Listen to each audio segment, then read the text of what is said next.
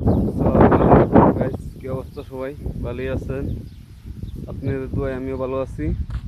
চলে আসলাম মাজরায়, বলদিয়ার খেজুর বাগান, গাছতে লেবু ফর ওখানে।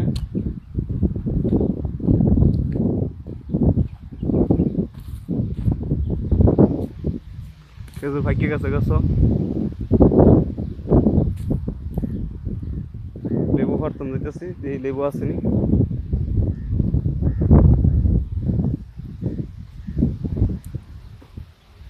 এই গাছও লেবু নাই, এই গাছও দিয়ে আসেনি, এই গাছও নাই।